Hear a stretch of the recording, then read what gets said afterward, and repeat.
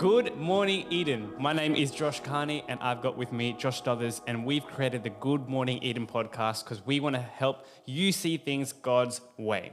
And so we're going through the book of Mark right now. We're up to episode 10, and we're super excited for the passage that we're about to dive into. So Josh, take it away. Yeah, let's read. I'm reading from the NIV version if you want to read along at home. Mark chapter 6, verses 31 to 56 is what we're doing today. So, I'm actually just going to start in verse 30, just for a little bit of context, and because that's what I wrote down in my notes. Okay. The apostles gathered around Jesus and reported to him all that they had done and taught. Then, because so many people were coming and going that they did not even have a chance to eat, he said to them, "Come with me by yourselves to a quiet place and get some rest." So they went away by themselves in a boat to a solitary place. But many who saw them leaving recognized them and ran on foot from all the towns and got there ahead of them. When Jesus landed and saw a large crowd, he had compassion on them because they were like sheep without a shepherd. So he began teaching them many things. By this time, it was late in the day, so his disciples came to him. "This is a remote place," they said, "and it's already very late. Send the people away so they can go to the surrounding countryside and villages and buy themselves something to eat." But he answered, "You give them something to eat." And they said to him, "That would take more than half a year's wages. Are we to go and spend that much on bread and give it to them to eat?" "How many loaves do you have?" he asked. "Go and see." When they found out, they said, 5 and 2 fish. Then Jesus directed them to have all the people sit down in groups on the green grass. So they sat down in groups of hundreds and fifties, taking the 5 loaves and the 2 fish, and looking up to heaven, he gave thanks and broke the loaves. Then he gave them to the disciples to distribute to the people. He also divided the 2 fish among them all. They all ate and were satisfied, and the disciples picked up 12 basketfuls of broken pieces of bread and fish. The number of men who had eaten that day was 5,000. Immediately, Jesus made his disciples get into the boat and go ahead of him to Bethsaida, while he dismissed the crowd. After leaving them, he went up on a mountainside to pray. Later that night, the boat was in the middle of the lake, and he was alone on the land. He saw the disciples straining at the oars because the wind was against them. Shortly before the dawn, he went out to them, walking on the lake. He was about to pass by them, but when they saw him walking on the lake, they thought he was a ghost. They cried out because they all saw him and were terrified. Immediately, he spoke to them and said, "Take courage, it is I, don't be afraid." Then he climbed into the boat with them, and the wind died down. They were completely amazed, for they had not understood about the loaves. Their hearts were hardened. When they had crossed over, they landed at Gennesaret and anchored there. As soon as they got out of the boat, people recognized Jesus. They ran throughout the whole region and carried the sick on mats to wherever they heard he was. And wherever he went, into the villages, towns, or countryside, they placed the sick in the marketplaces. They begged him to let them touch even the edge of his cloak, and all who touched it were healed. Wow. That's it. Pretty amazing couple of stories paired up together there. Lots of interesting little things to dive into. But even just on the surface, I mean, these are the kind of stories you hear preached about a lot. These are the ones that are often shared about Jesus. So these are probably more popular stories. And rightfully so. They're pretty amazing stories. Josh, did you have any thoughts to start us off? Yeah, I just think it's cool that as we kind of taking a surface level view before we dive into everything, in the first story in Mark chapter 6, we have, not the first story, in the John the Baptist story, we have a banquet there, and the banquet ends in death and destruction and ends really badly. And it's interesting that Mark contrasted Herod's banquet, who is like the pretend puppet king of the Jews at that time, with the real banquet that the Messiah is putting on for his people. So I just thought that was pretty cool when you look at it from the surface level, and then even the banquet that Jesus throws connects to him walking on the water eventually, which we'll get to.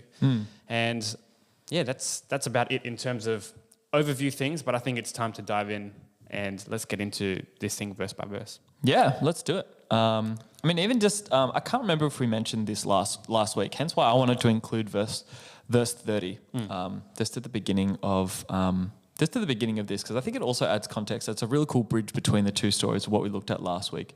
But this is actually the only time that Mark uses the word apostles. Yeah, so up to this point, he pretty much always uses the word disciples because they're following Jesus, except for that time because that's when Jesus sent them out. Yeah. So the apostle, it's like from a Greek word who means that the one is who is sent, one who is sent. Yep. So it's interesting that I guess it's just it's a strong choice of word there. Jesus sends them out, and in that time he calls them apostles, and then they come back and they're disciples. And then after Jesus, has died and resurrected and gone to heaven, they're always referred to as apostles after that. Yeah. At that moment, they're being sent out. So 100%. just a cool little thing there. Yeah. And so they've learnt all of these things from being sent out on mission for Jesus, and they come back to this. And it's kind of like they haven't learnt that much at the same time. They're kind of back to the same old patterns. So true. Yeah, but I mean, I also really love this first story because it just feels so human. Like Jesus, the disciples, they're all tired. They're all like pretty peopled out by this point, and they are just getting harassed by these crowds, like just constantly following them. I really feel for them because I feel like I'd be the 100%. same. I'm like, Jesus, I just need to go to sleep. I just need to lie down for myself for like half a day, please. But they just don't even get that opportunity. Yep. And that's why I love verse 31. Before we even get into the story of Jesus feeding the 5,000, just when Jesus says to his disciples, hey, come with me and be by yourself. Oh, sorry, come with me, he says, by yourselves to a quiet place and get some rest. Yeah. And I just thought that's awesome because sometimes we think that in order to get like a good rest, we need like a good book or we need, to sit around a fire or something. But I'm just so reminded that as disciples, as we follow Jesus, the truest rest that we can get is when we actually get away with Jesus by ourselves. And I think that's so important because the disciples would have come back, or the apostles, these 12 guys, they would have come back and they would have been so excited for all the things that they did for Jesus. We saw miracles happen. We saw demons leaving people, X, Y, Z. And I think Jesus calling them away from everything to be with him and just him alone in a quiet place is just a reminder that their worth wasn't based upon the things that they achieved for Jesus. It was actually achieved. Their worth is actually achieved by being with Jesus. And there are two different things.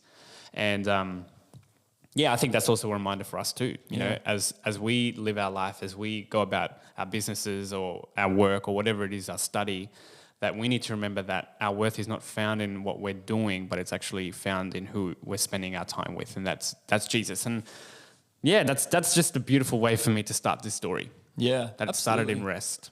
Yeah, and I think this particular story is a big challenge to us today because I think we live in a culture that just doesn't rest. Often when we feel tired or we feel worn out by the day, instead of truly resting, we're diving into, endlessly scrolling through like TikTok or Instagram or, endlessly watching YouTube or Netflix, whatever it is. And, there's a time and place for those things, I guess, but often we're just sinking into that. But Jesus has an invitation for his disciples to rest with him.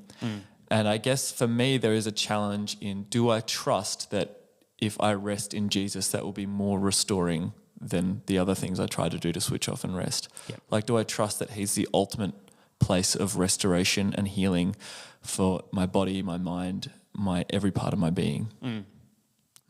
Yeah. Big challenge, Huge. I guess, but something that comes from a place of trust in Jesus. Awesome. And continuing to go through the story, so he invites them away to come to a quiet place to rest. And then they kind of go out there. They go out on a boat, which is a cool place to rest. And then, people run on foot from all the towns. So I'm interested in that. Like, I try to visualize this, and I'm like, how far out in the water did they go? Or maybe they were just like in a boat on the shore or something. Or were people like wading out to the water to like get to the boat? Like, I'm like, I don't know. I want to kind of know. It doesn't really say. It just says they ran on foot from all the towns. Yeah. And got ahead of them to the next place. So even where they were going next, they couldn't get there. Yeah.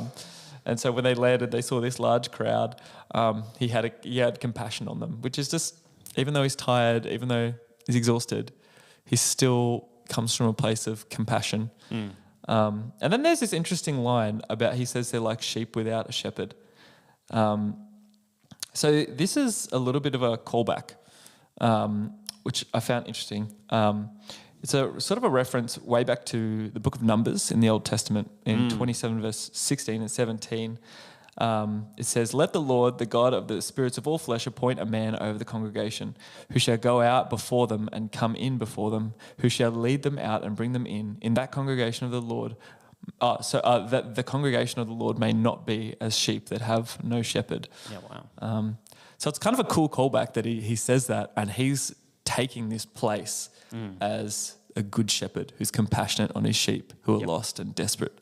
And so even though he's tired and they're out in the wilds, he has compassion on them and he chooses to still be their shepherd. Yeah.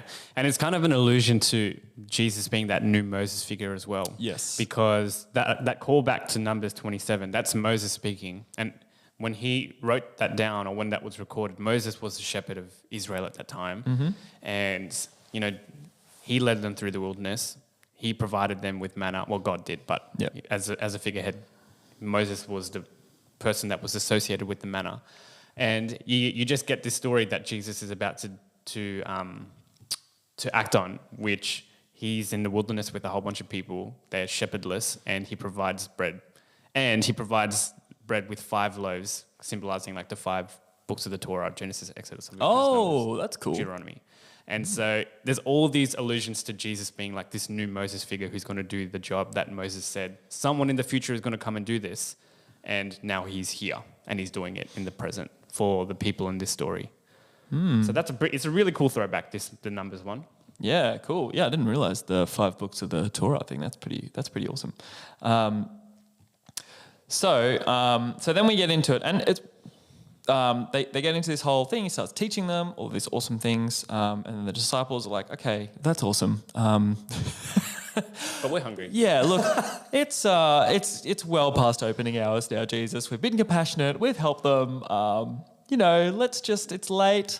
How about they can get themselves something to eat, we recoup and come back at it tomorrow, you know? Yep. That's the Josh interpretation. Well, the Josh Stothers interpretation, I should say.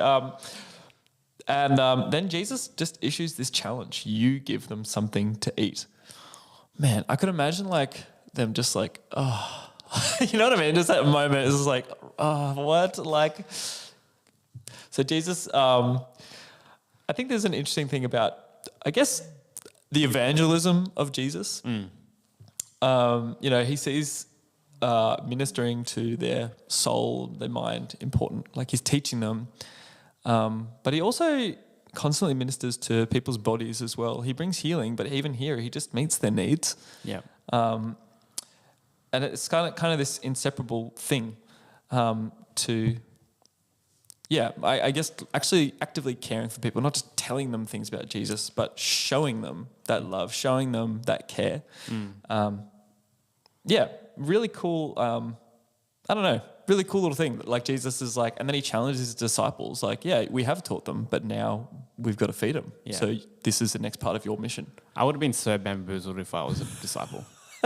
Bamboozled. It's a great word for this. Yeah. Bamboozled. Like just see, because there's like tens of thousands of people there, because there's 5,000 men, but that's not including women and children. So there would be heaps of people. Yeah. And then Jesus is like, go feed them. And you're like, what? Yeah. How? Yeah. So 1 denarius is equal to 1 day's wages for the ordinary working man. Yeah. So this was the equivalent of about 200 days' wages, which is... That's heaps. It's a lot of money. That's a lot of money. That's a lot. Yeah, like the Australian average wage or whatever. What is it at the moment? Like 70,000? 70,000 Yeah, or 80,000 a year or something. Yeah. So 2/3 of that. Yep. It's like the equivalent today. Yeah, that's heaps. It's crazy. And so that expectation. But obviously, like I'm guessing they didn't have that money on them, you know? Yeah, because they kind of lived off the generosity of other people. Yeah, and they had a money system. Like they had people who looked after the money. That's sort of what Judas did, and the women as well. Like, so they had money, but I don't know if they had that kind of money. Like that's a lot. Or if they did, like I'm sure that would have been pretty much all of it. So, Yeah, 100%. yeah, literally 100%. So anyway,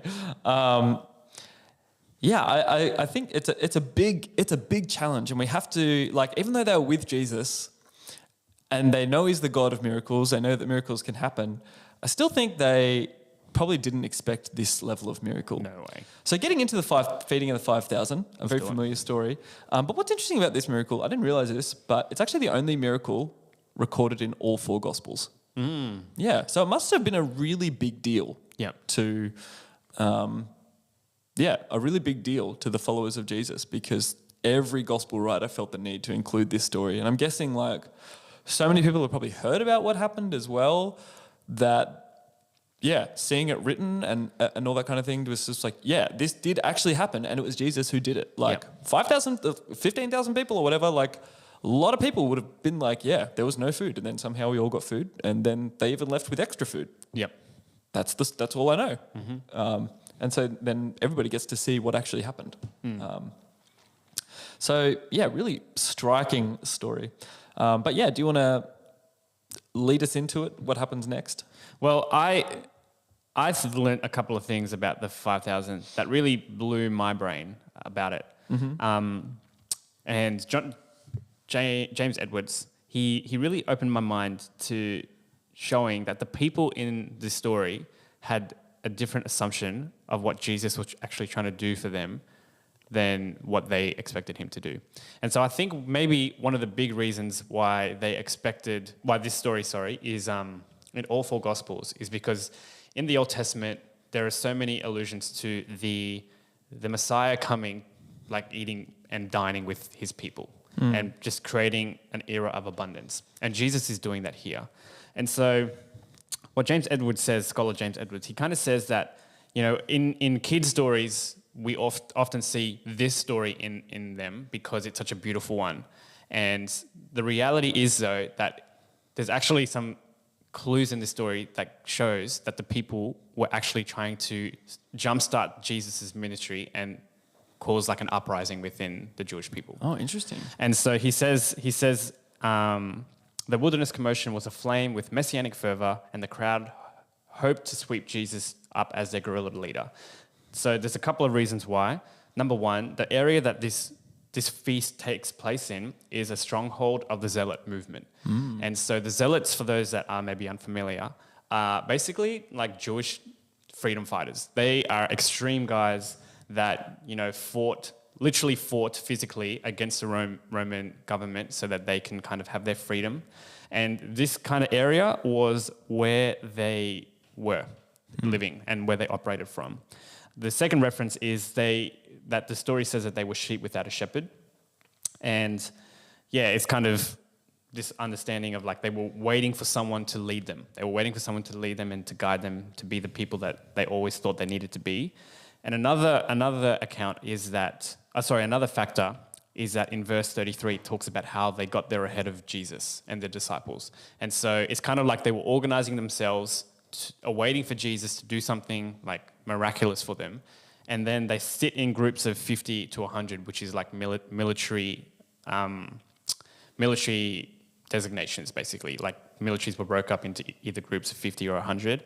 And then after the story is done, Jesus actually sends his disciples away so that he himself can kind of disperse the crowd in an orderly manner and not have like the disciples there kind of hyping things up. Because, you got your Peters in there. Oh, yeah. That are just like, yep, Jesus, it's time. So he kind of puts all these things together and says all these people were waiting for Jesus to be their leader and to overthrow the Roman government and they were there, they were ready for it. And Jesus just tells them, hey guys, sit down. I'm just going to throw you some fish and chips.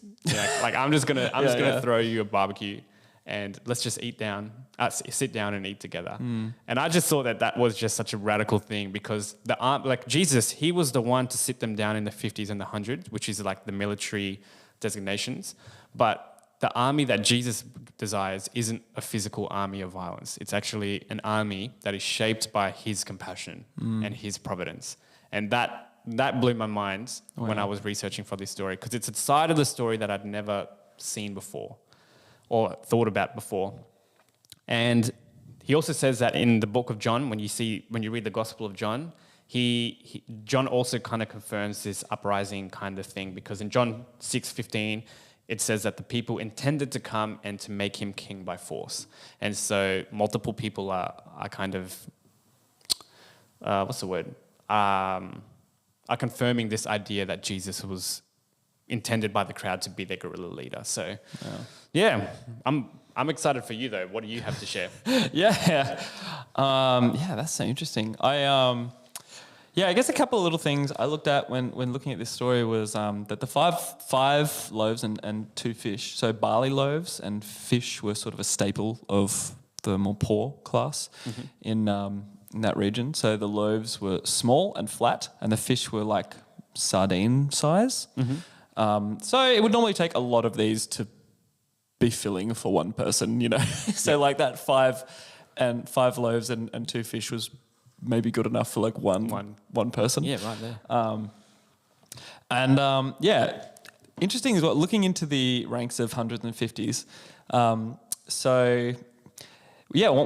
scholar that I read, John Dibdale, who does the Andrews Study Bible, his notes. I like what he has to say on it, and I think it actually adds to what you said really well. So the word translated ranks has this sense of a garden plot.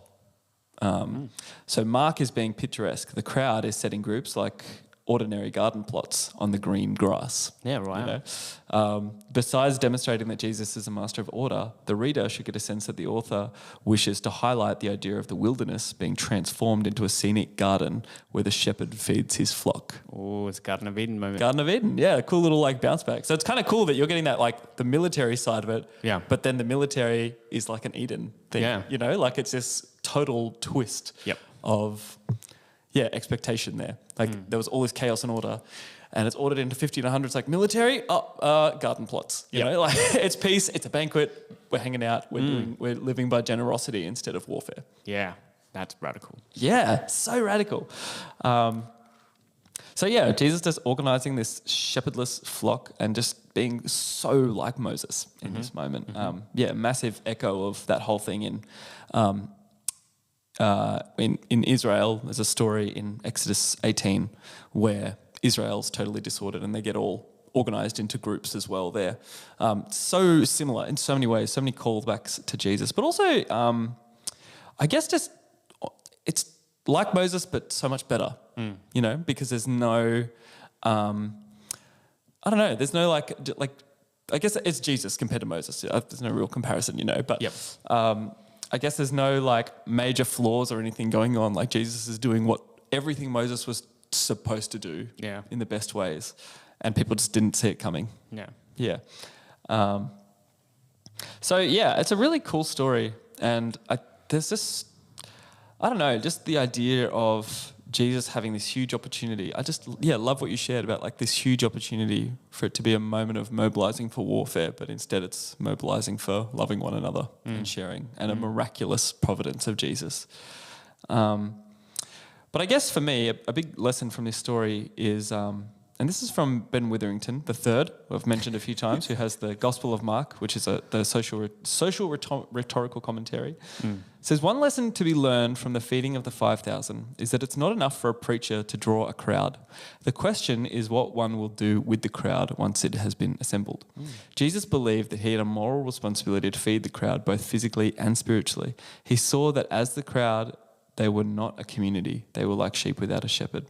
And I guess thinking about this from today's standpoint, there are a lot of ministries and churches and whatever and things that go on that just draw crowds.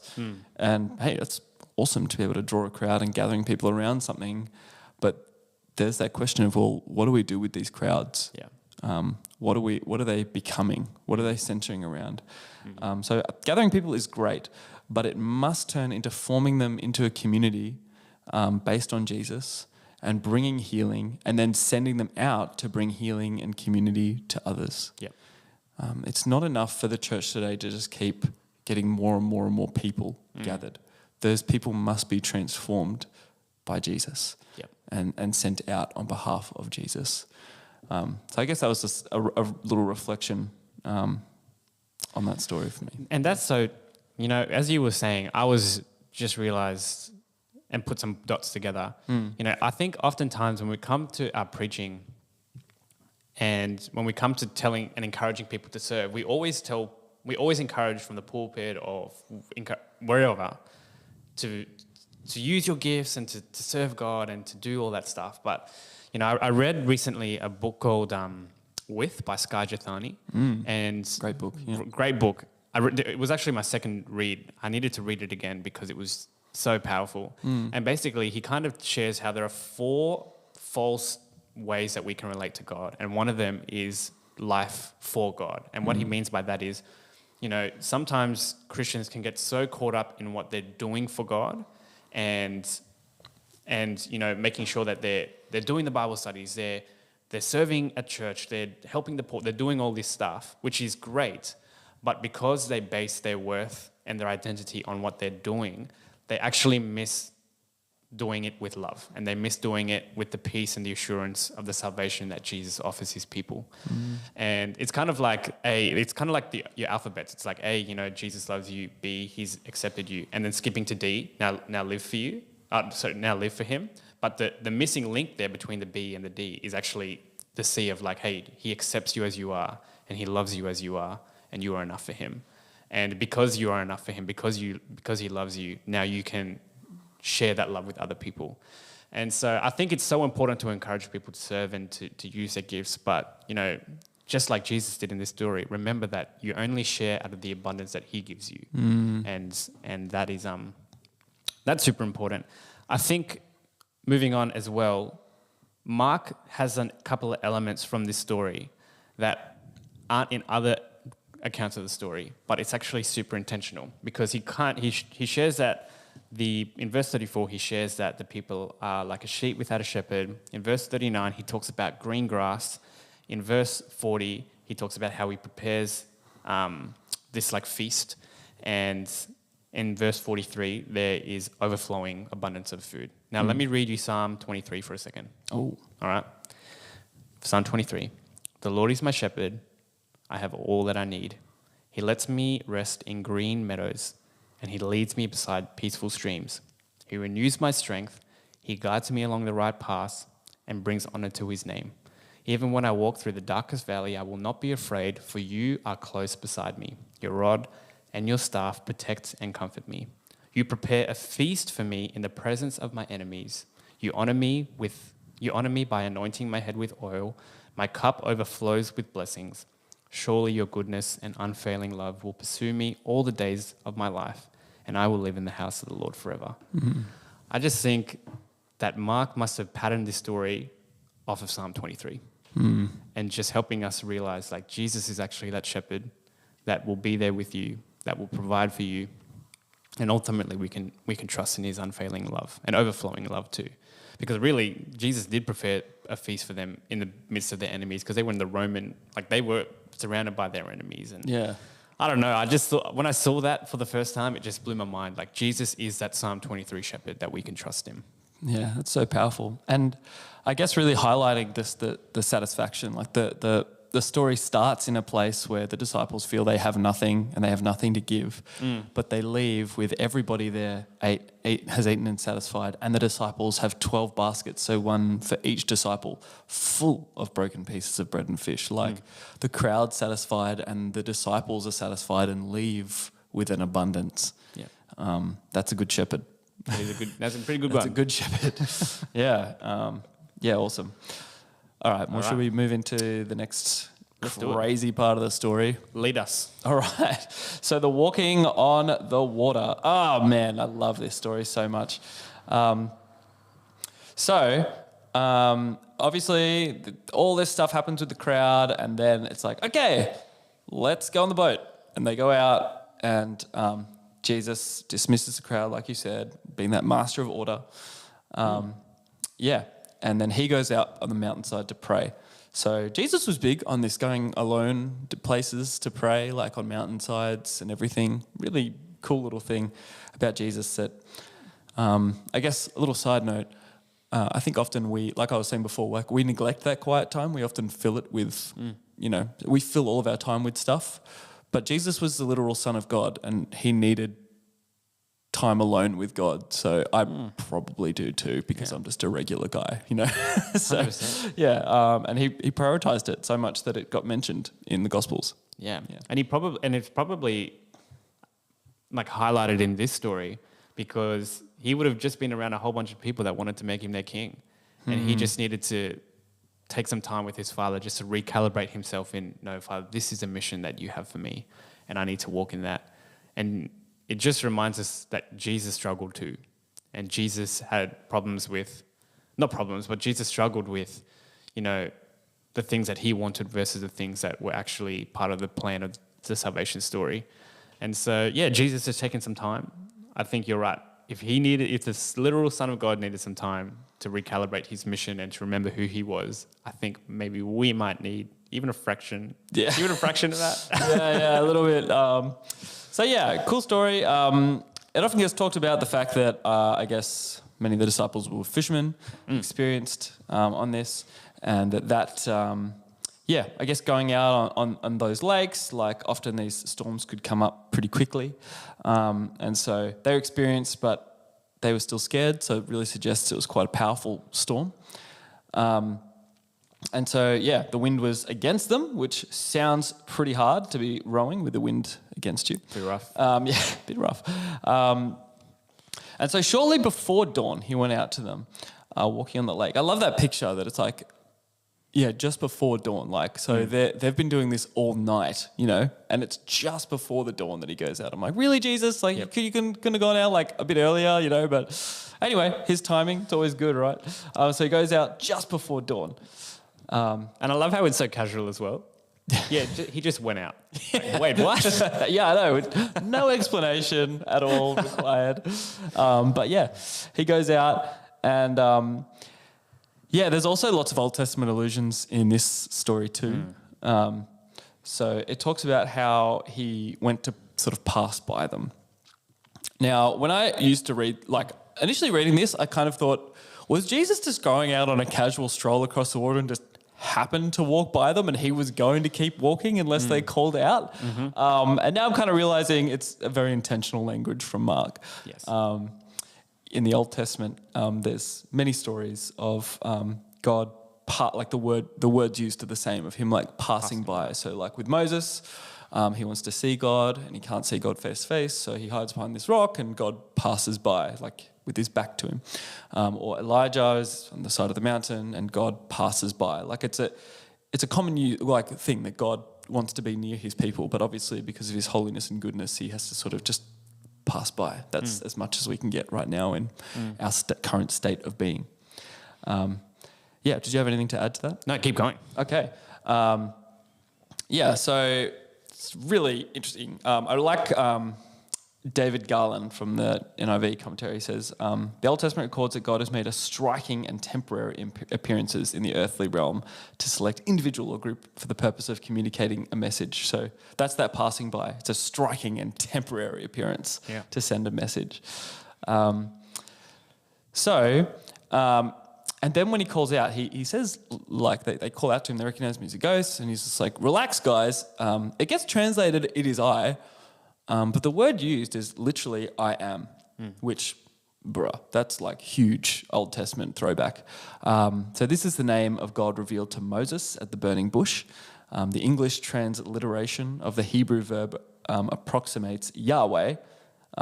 This is John Dibdale saying all this. When Jesus says, it is I or I am, which he says multiple times throughout the Gospel of John, talks about these I am statements, he's identifying himself as the Yahweh of the Old Testament. This explains why the Jews attempted to stone him when he said before Abraham was, I am, in John 58.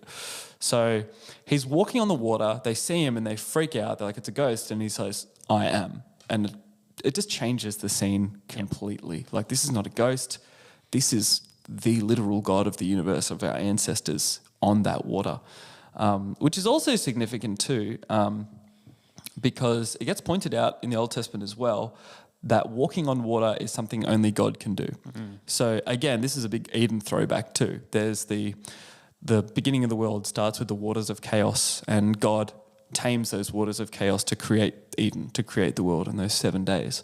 And so it's pictured that like there's all of this chaos and like the sea is scary. Like I don't know if you ever like go online and watch videos of like rogue waves and stuff out in the ocean. Like the ocean is a pretty terrifying place. Dude, I'm not even lying. I actually do that. Yeah, same. It's awesome, you know. Yeah. Or what's the word for the fear of the deep water? I have no idea. But I only have one bucket list item in my life. Oh yeah. And the one bucket list item is I want to go to a place in Portugal called Nazaré. Okay. Where it's because of the geography of the ocean, it's the largest wave that's produced. Whoa, really? And so, yeah, it's like 30 meters high. And people, the wave, you can stand on this lighthouse that kind of is standing at the water. And then you can kind of just see the waves just coming in, boom, boom, boom. So the biggest, like where the people in the world surf, the largest recorded wave surfed in history was there. Okay. And so my bucket list is I know that this is a mad tangent, but yep. I just really like, but my thing is I'm going real deep into this now. Go for it. Yeah. I would love for if anyone is an engineer listening to Good Morning Eden, and you can somehow create some glass contraption, like ball, that I can safely sit in and just be thrown around in like a storm, that would be fun. Okay. That's the challenge. Yeah, Good Morning Eden community. All right. I don't even know why I said that. No, I'm glad you said it. You never know, man. You never know. Just hoping on a win. All right, you keep going. Thalassophobia, right? I love going on like the water. of the deep water. But I love like I don't know. Every now and then I just go and like look at like I don't know thalassophobia. Like there's on Reddit on a subreddit called Thalassophobia, and some of the videos on there are just awesome. Like literally just like out in those huge cargo ships in the middle of the ocean and just like in huge storms just watching and you're just like, man, the ocean is like pretty scary. And that's for us who have these amazing like engineered boats and whatever that are built to withstand this kind of stuff. Even for us, like in this day and age, the ocean is still its own crazy force to be reckoned with, let alone like being back in those days on a little old wooden boat or being on the side of a cliff and just watching the ocean and not knowing what's beyond that, like just knowing that it gets deeper and deeper and wilder, like... That'd be crazy. Yeah, you know, so the ocean has, I think in human history, it's always going to be that incredible, almost untamable beast, you know? And so when it says like God's the only one who can like... Picturing God walking on that, you know, that's the image that these people are getting. Yep. And there's even this awesome line in Job chapter 9, verse 8. It says, He alone stretches out the heavens and treads on the waves of the sea. Yeah, wow. So they get this incredible picture of the divine out on the chaos, but he's just walking on it. You know, to him... Even our deepest, craziest chaos can be something that God can just walk through for us. That he would just bring peace and calm. And as soon as Jesus gets in that boat, the waves are gone. You know, it's calm. It's Eden. You know, like the chaos is over. The Creator is there. Yahweh is in the boat with you. And the waves have no power anymore over him because he alone can walk on the water, which he just showed. Yeah, this story is super important because sometimes people struggle with the idea that Jesus was God. And they say, well, why didn't he just go out and say, I'm God? But I guess, if we have that question, we're coming into it with the 21st century understanding of, you know, how do you prove yourself? You know, this was Jesus' way of showing that he was that divine figure, that God figure. He literally does the passing by thing that God did in the Old Testament. He says the I am statement, which is a claim to that divine name, and he's able to walk over those waters that only God can do. So there's literally 3 things in there that only in the Bible God has done, that Jesus has done. And this same guy that does all that promises to be in the boat with us when things are hard. And that's a good promise. That's a good shepherd. Yeah, definitely. And I guess quick little plug. I guess I really realized this whole thing about the God alone walking on the water. It became really alive for me when I watched. There's a Bible Project video on the Chaos Dragon. So if you guys want to learn more, there's that. And then if you want to go deeper, there's like an awesome podcast series by the Bible Project on the Chaos Dragon. But But yeah, that video really helped me. It helped this really pop for me. Like I've read it before, but that video like visualizes it, and I was like, whoa. So would recommend. Yeah, and so then they go through all of this. So was there anything else you wanted to say about? No, walking you the said water? everything. Okay, yeah. Okay. So in all the best ways. In all the best ways. Yeah. So they get to the other side, and then people recognize Jesus again, and they're rushing to him again, even just wanting to touch the tassels of his garments to be healed.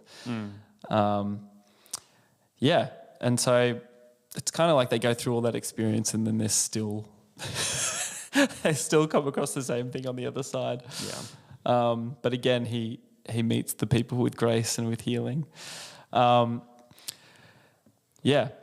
So it's a pretty interesting story. Again, David Garland, he comments on this part of the story. He says, the disciples do not know who he is, but the people of Gennesaret are convinced that he has the power to heal.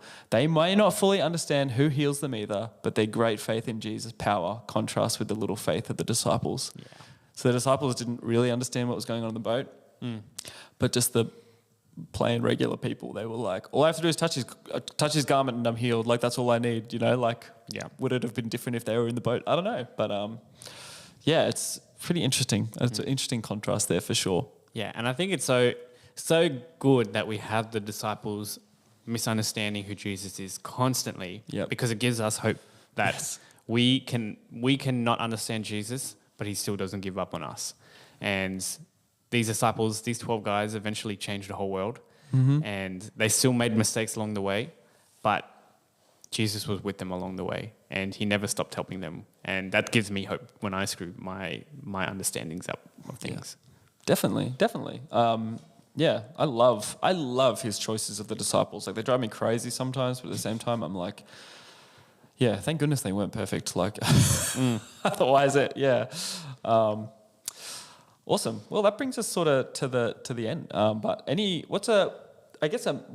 through what we've read today and shared and what we studied, is there any big standout points for you from these two stories? Yeah, for me, the big thing was just having that reminder, reading Psalm 23 in light of the story of Jesus feeding the 5,000, that no matter where we go in life, we will face things that are scary. We will have those stormy periods in life. But the promise of God isn't that they're not going to happen. The promise of God is that he's going to be with us through it all.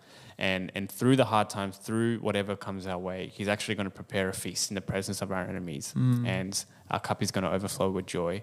And the goodness of God will surely follow us all the days of our life, as David says. And yeah, I just want to encourage those that are listening today that regardless of whether you're in a good season of life or a bad season of life, Jesus is always there with you through that season. And he'll guide you through it. He'll help you through it. He'll teach you through it. And you'll come out from it better. Yeah. Yeah, definitely. Yeah.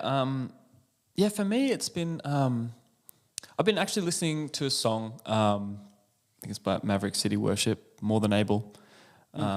But yeah, I love that song. Like, it sounds cool, but it's also just like...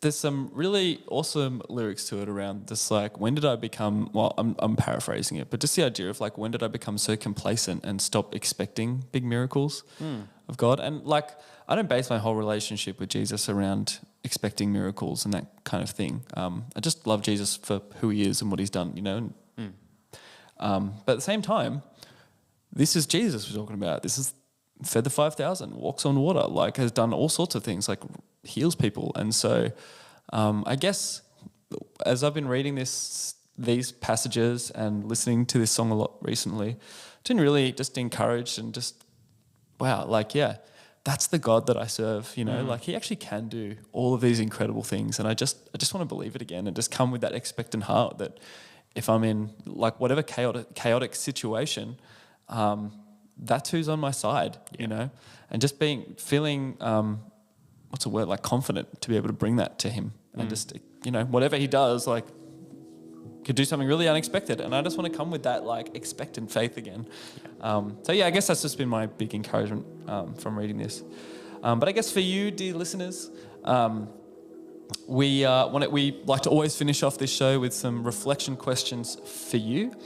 Obviously, you can think through what have been some big highlights for you just with these two passages of Scripture.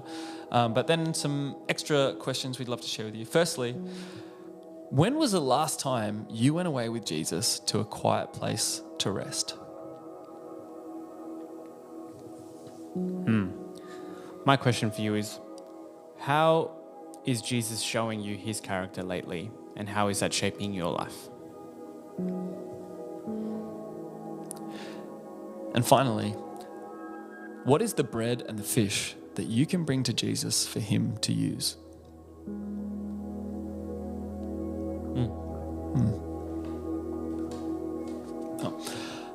Awesome. Well, thanks so much for joining us today. Hey, we'd love to hear from you if you have any thoughts or things that we might have missed from these passages. Share it with us. We'd love to hear. You can leave a comment, and it would also really help the show as well to leave a review, wherever you listen to your podcasts. Thank you so much for listening. And our prayer for you is that whatever state that you're in at the moment, that you would experience the good morning of Eden, of Jesus rising again in your life and him reminding you of the peace and plans that he has for your life. So, thanks so much for listening, and we'll catch you guys next time.